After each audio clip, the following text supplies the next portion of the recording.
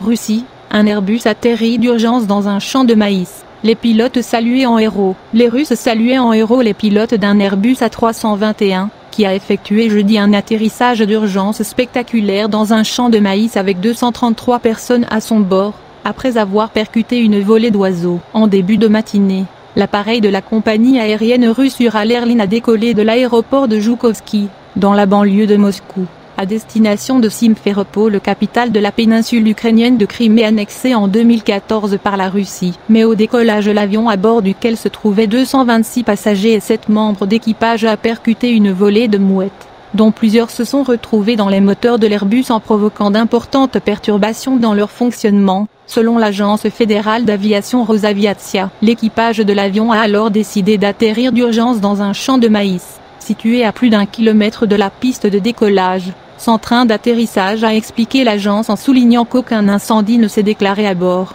L'incident a fait 23 blessés dont 9 enfants selon le ministère russe de la Santé. 22 d'entre eux ont reçu une assistance médicale avant d'être renvoyés chez eux tandis qu'une femme de 69 ans a été hospitalisée, a précisé le ministère dans un communiqué. Savoir-faire fantastique. Félicitons les pilotes des héros qui ont sauvé des vies et qui ont fait atterrir l'avion, a déclaré à la presse le porte-parole du Kremlin Dmitry Peskov. Grâce au professionnalisme de l'équipage et à ses actes coordonnés, l'atterrissage n'a pas abouti à des conséquences tragiques. C'est de son côté félicité la compagnie aérienne Ural Airlines, basée à Ekaterinbourg dans l'Oural. L'équipage de la compagnie de l'Oural a fait preuve d'un savoir-faire fantastique et d'une maîtrise de soi.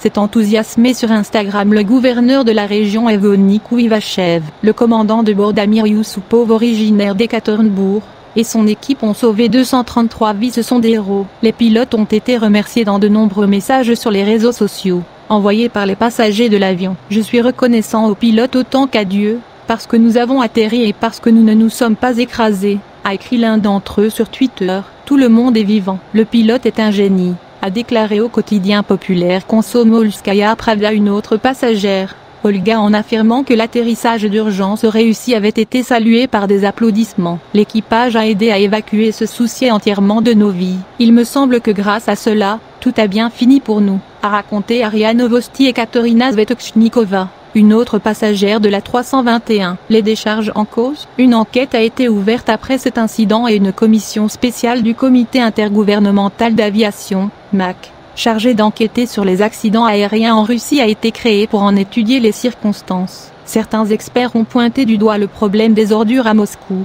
où se sont multipliées ces dernières années les décharges illégales, parfois situées à côté des aéroports et qui attirent toutes sortes d'oiseaux. Le problème avec les oiseaux est énorme, relève ainsi l'expert en sécurité aérienne Alexandre Romanov auprès de RIA Novosti. Il est lié notamment aux décharges ouvertes en violation de toutes les règles. Selon les riverains, il existe une décharge illégale située entre l'aéroport de Joukovski et la rivière Moskova et des mouettes s'y réunissent en permanence. Une enquête sur cette décharge a également été ouverte.